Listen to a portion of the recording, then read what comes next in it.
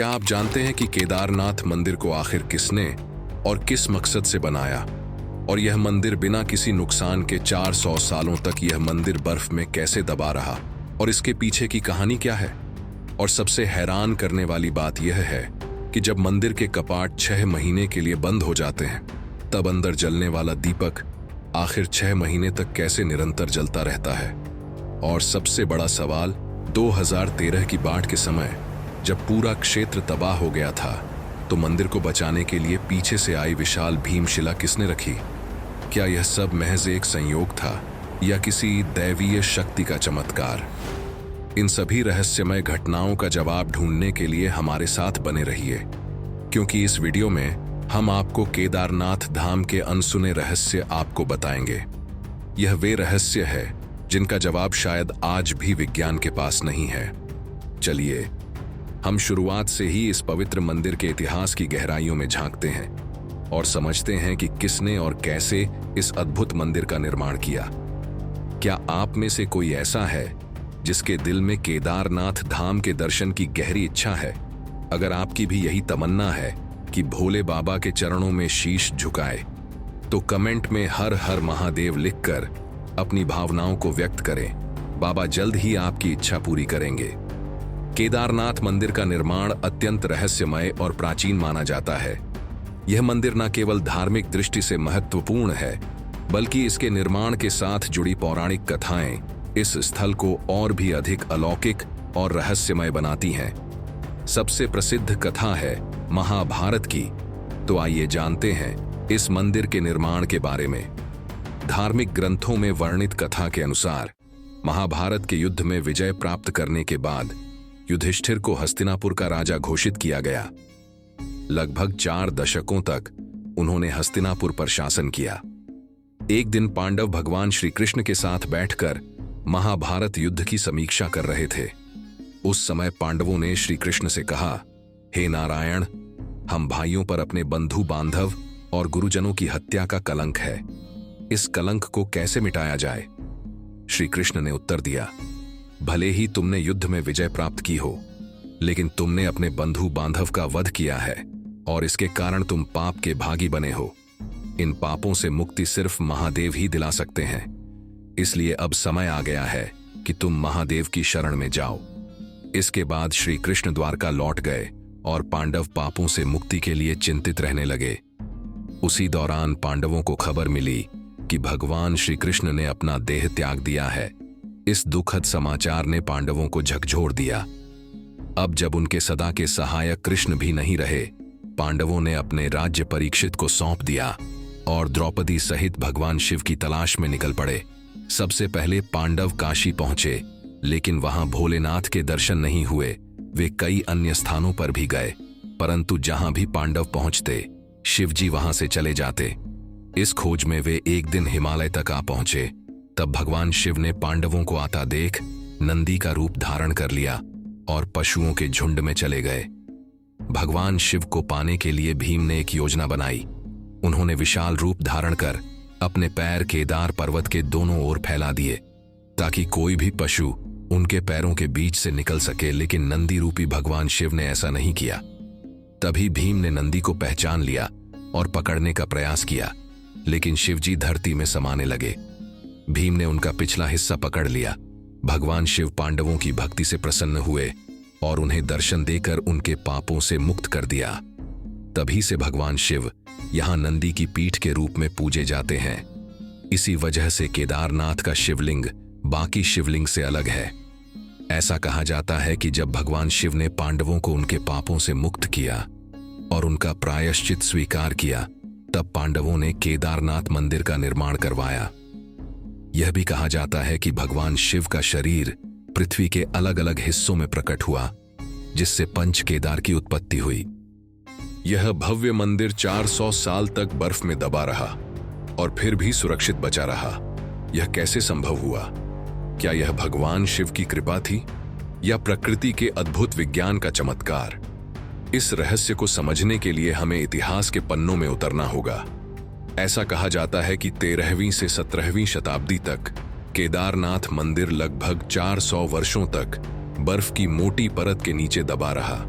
इसे छोटा युग भी कहा जाता है, जब हिमालय में ग्लेशियरों का विस्तार इतना बढ़ गया था कि केदारनाथ धाम जैसे बड़े क्षेत्र पूरी तरह बर्फ में समा गए। लेकिन सबसे चौंकाने वाली बात यह है कि इतने वर्षों तक बर्फ के नीचे दबे रहने के बावजूद मंदिर की संरचना को कोई गंभीर नुकसान नहीं पहुंचा।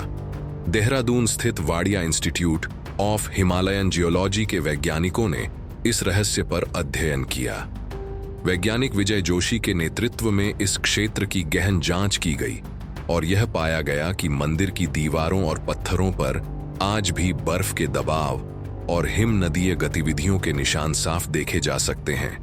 लेकिन जो सबसे खास बात सामने आई वह थी मंदिर की पत्थरों की लुमिनस डेटिंग, जिससे यह प्रमाणित हुआ कि मंदिर उस द्वार में बर्फ के नीचे दबा रहा। तो क्या यह केवल स्थापत्य कौशल था या कोई और रहस्यमय शक्ति? केदारनाथ मंदिर की मजबूत संरचना ने इसे बर्फ के नीचे दबने के बावजूद पूरी तरह से सुरक्षित रखा। मंदिर का निर्माण विशाल पत्थरों से हुआ है, जिन्हें इंटरलॉकिंग तकनीक से जोड़ा गया है। बिना सीमेंट के इन पत्थरों की आपस में जकड़ इतनी मजबूत थी कि बर्फ का भारी दबाव भी इसे हिला नहीं सका। दोस्तों, अगर आपको हमारी वीडियो पसंद आ रही है तो अभी लाइक करें और चैनल को सब्सक्राइब करना न भूलें। आपका एक लाइक और सब्सक्रिप्शन हमें और भी बेहतर कंटेंट लाने में मदद करेगा। चलो अब हम केदारनाथ के उस रहस्य की बात करते हैं जो सालों से भक्तों और वैज्ञानिकों को हैरान कर रहा है। हर साल जब केदारनाथ मंदिर के कपाट सर्दियों में बंद हो जाते हैं तो मंदिर के अंदर जलने वाला दीपक अगले 6 महीने तक बिना बुझा रहता है। यह कैसे संभव है जबकि कोई भी व्यक्ति वहां मौजूद नहीं होता?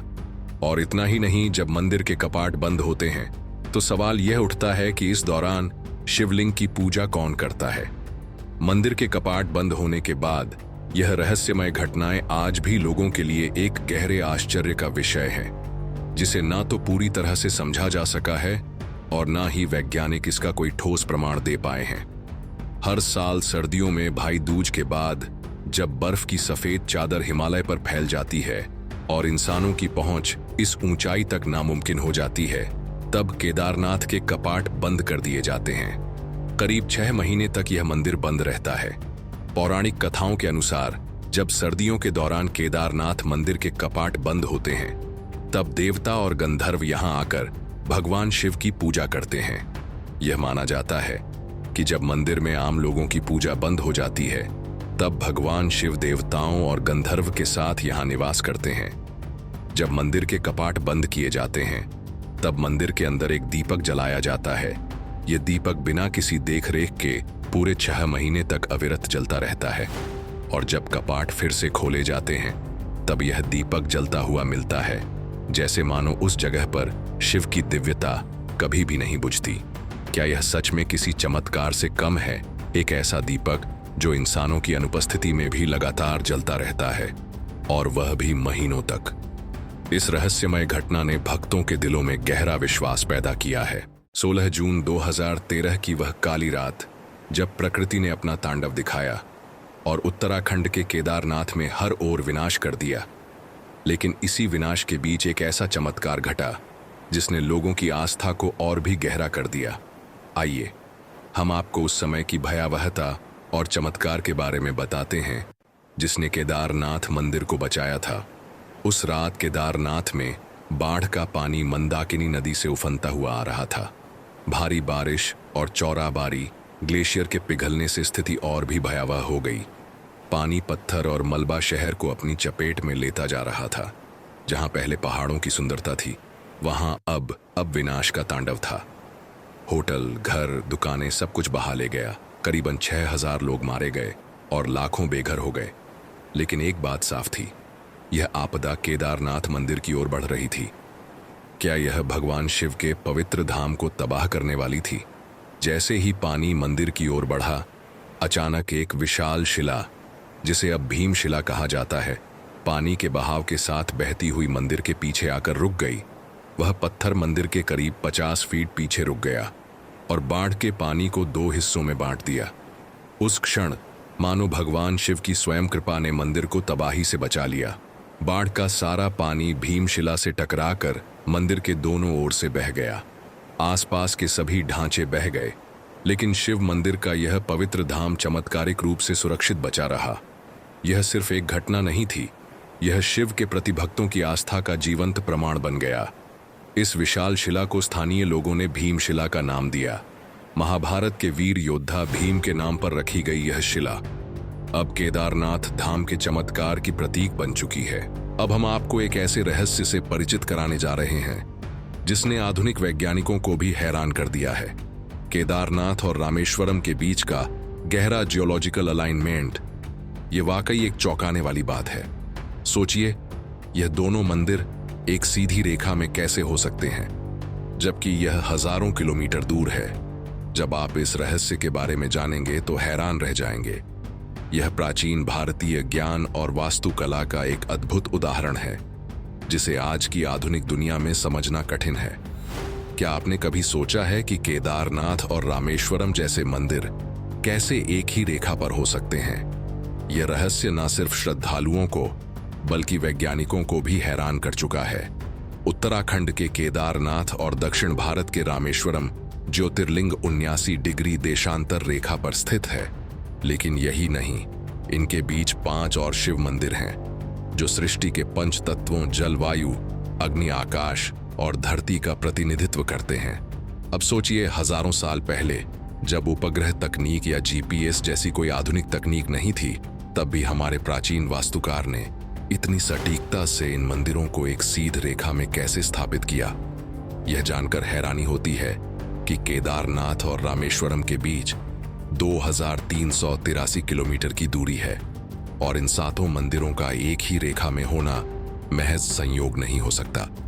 इन मंदिरों की स्थापना 1500 से 2000 साल पहले हुई थी और वैज्ञानिक दृष्टिकोण से यह एक अद्भुत ज्योमेट्रिक अलाइनमेंट का हिस्सा है।